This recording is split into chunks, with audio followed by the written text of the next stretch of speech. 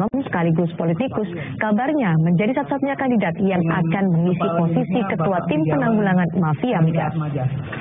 Kan perpanjangannya atau tidak berpanjang, itu sedang dalam kajiannya Pak Setiawan. Itu pun bagaimana, saya tidak tahu sekarang pertimbangannya bagaimana. Bagaimana pembentukan tim reformasi tata kelola minyak dan gas bumi? Sudah ada rekan kami Zeki Rahmat yang berada di gedung Kementerian SDM. Zeki, seberapa penting pembentukan tim ini dan seberapa kuat Faisal Basri menjadi ketua dalam tim ini? Ya, Cindy dan juga saudara, hari ini Menteri Energi dan Sumber Daya Mineral secara resmi menunjuk Faisal Basri untuk duduk dalam ketua tim reformasi tata kelola minyak dan juga gas bumi.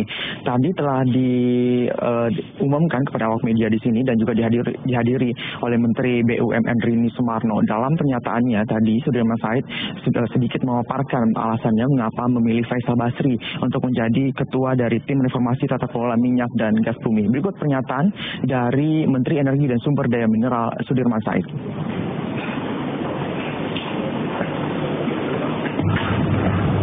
Saya kira pesan penting dari ditunjukkan Pak Faisal adalah supaya proses ini juga terbuka dan hasilnya juga tentu menjadi konsumsi masyarakat, supaya masyarakat punya harapan bahwa sektor ini akan kita tata.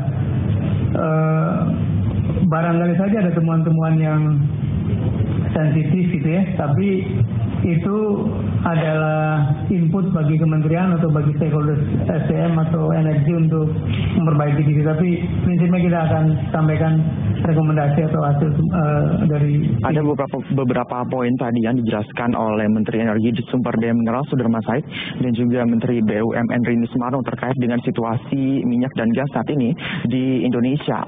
Beberapa poin yang dijelaskan tadi kepada awak media, yakni yang harus direformasi atau darurat, karena dalam beberapa tahun ke depan jika tidak direformasi, maka Indonesia akan menjadi negara dengan pengimpor minyak nomor 1 di dunia.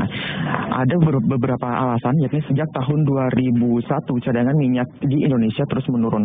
Kegiatan eksploitasi terus marak terjadi dari tahun ke tahun. Lalu ada juga beberapa alasan, sejak tahun 1997 produksi lifting terus menurun dan tidak ada kilang minyak yang baru. Kilang minyak yang baru pun tidak bisa beroperasi seperti kilang minyak yang lama, sehingga menimbulkan kerugian cukup besar, yakni angkanya dalam 5 tahun terakhir per tahunnya ada sekitar 50 triliun rupiah yang dialami Indonesia atas kerugian, di mana kilang minyak yang lama tidak bisa menggenjot per barel atau jumlah dari 800.000 per barel per hari yang ditargetkan oleh pemerintah. Selain itu ada juga Indonesia tidak memiliki cadangan strategis bahan bakar minyak, dan saat ini jika kondisi ini nantinya tidak direformasi atau tidak diperbaiki secara serius, maka Indonesia akan menjadi negara importir BBM terbesar di dunia atau mengalahkan Meksiko.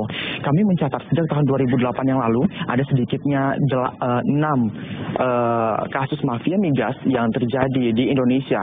Di tahun 2008 data yang kami kumpulkan, kasus mafia migas terjadi dalam korupsi dana bagi hasil APBD Natuna di tahun 2004. Angka ini merugikan negara sekitar 72 miliar rupiah, di mana Hamzah Rizal, mantan Bupati Natuna, ditetapkan sebagai tersangka dalam kasus ini. Di tahun yang sama terjadi kasus mafia migas impor minyak Zatapi, yakni merugikan negara sekitar 524 miliar rupiah, di mana ada 3 pejabat Pertamina yang menjadi tersangka.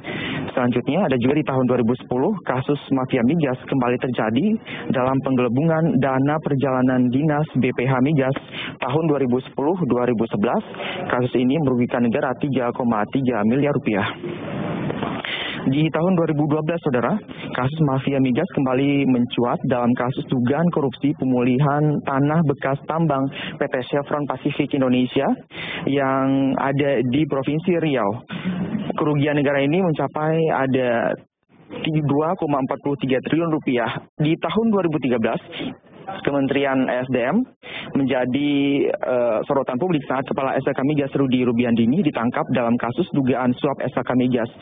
Selanjutnya di tahun 2014 yang sama-sama kita ketahui ada Menteri Energi Sumber Daya Mineral yang sewaktu dijabat oleh Jerwacik juga ditangkap oleh KPK dalam kasus dugaan penyalahgunaan wewenang sebagai Menteri SDM dengan kerugian negara 9,9 miliar rupiah.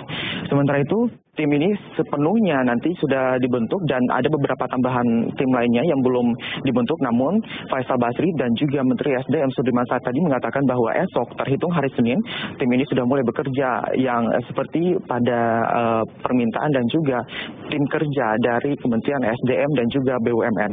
Demikian Cindy, kembali ke Anda di studio. Zeki Rahmat melaporkan langsung.